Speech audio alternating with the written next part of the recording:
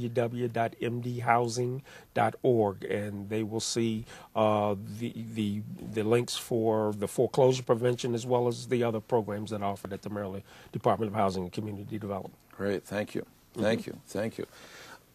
You're Director of Community Programs. Right. Could you tell us a little bit about your background and responsibilities? Well, Bill, I have been with the department since 2000. My background is in retail, finance, and banking. I did a little stint as a bank manager, and eventually that led to me becoming a loan officer in a nonprofit quasi-government. So you've been on both sides of this Right, fence. been on both sides.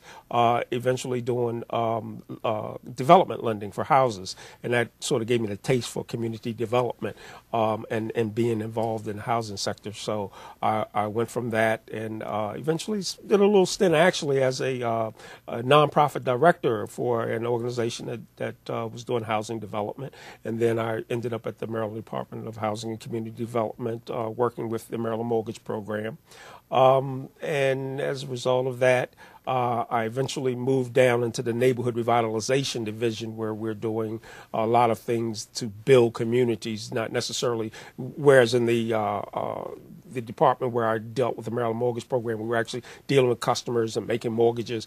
Now dealing more with programs that include business loans, loans to the nonprofits that are working across the state to help build neighborhoods, and loans to cities and towns to build their infrastructure. And so we have a pretty wide array of programs and services. Who's eligible? When you say loans and grants, you've got our viewers' ears perked. Oh, okay. They're thinking about, is my organization eligible? Is my nonprofit, is my business eligible? What are the eligibility? Where are your areas of concentration? Well, of course, the Maryland Department of Housing and Community Development is a statewide organization. Mm-hmm. A lot of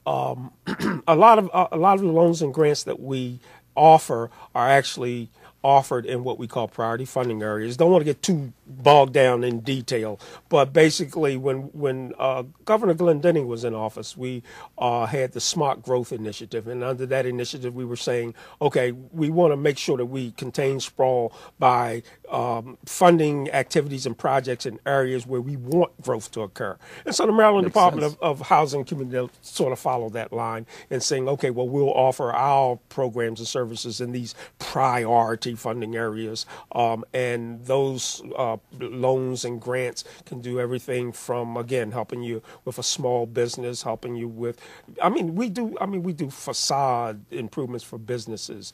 We've had projects to help folks do playgrounds. Several of the restaurants around town have gotten funding from us. Well, water towers, roads, the whole range. Everything. Revitalizing communities, that's sort of what we're about. How can folks find out more about whether they're eligible and whether their area is one of the priority areas? Well, there's a really quick, easy definition of priority funding areas. Anything that's any incorporated municipality in the state of Maryland is any city that's incorporated is automatically a priority funding area. Everything in Maryland inside the Washington Beltway is automatically a priority funding area, and everything inside the Baltimore Beltway is automatically a priority. So that's the quick, easy definition. But in order to get drilled down to the details, you would go to our website, www.mdhousing.org, and then click on the link for programs, and you'll see a list that sort of lays it out for you based on what you want to do. If you want to build housing, if you want to revitalize communities, you'll see the link. You click the link that's applicable to what it is that you're interested in doing, and then you'll see each program listed with the eligibility criteria, and you'll have contact information there. Yeah, well, it's a great website and very clear directions and lots of information there. So I think since Governor O'Malley took over and sort of tried to get all of our agencies sort of on the same page with these websites, we've seen a lot of improvement. Because even, me, when I'm out searching for information on the web and you go to some of these web pages, and you click and you click, and you go link after link. It's sort of hard to find information. Yeah. But I think one of the features that our website now has, we have those little scrolling icons. So whatever is current, if, for instance, there's one that sort of scrolls past that'll allow you to click right to the link for foreclosure information. Recently, the governor announced some of the neighborhood stabilization programs coming out of that federal funding from the Recovery Act. You'll see a link for that. So it's a pretty good website, and I think we're doing a pretty good job of getting the information out by that. Great. Let's talk. You mentioned before that, of course, home ownership is still going on, and the Maryland mortgage program is still providing incentives to folks and assistance to folks in buying. How active is it? Well, I mean, as I said, folks are still buying houses, of course, in this environment, not quite as active as it was. But one of the things that we still work on is developing the partnerships with employers, for instance. We have a program called House Keys for employers, where the House Keys partner with us. It's called House Keys. The employers partner with us, and they'll provide a matching grant to a grant or a loan that we might give folks to help them with down payment and closing cost assistance.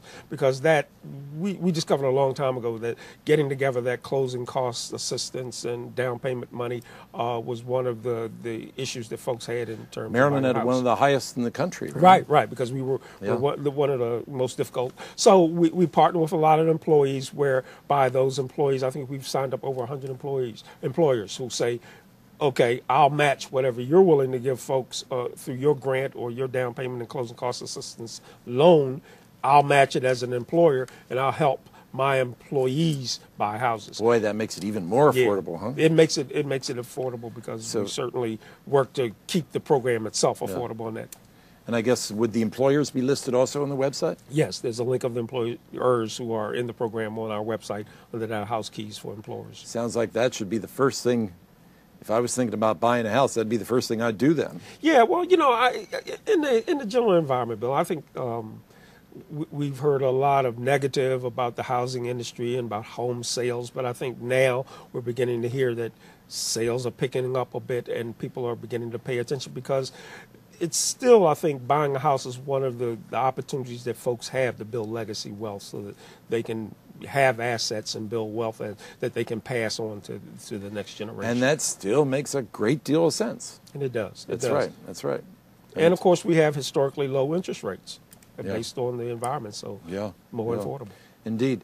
And so you would say that the status of housing in Maryland is improving. It's improving, but I think we still have to get on the other side of the foreclosure issue. And again, we continue to work hard to do that.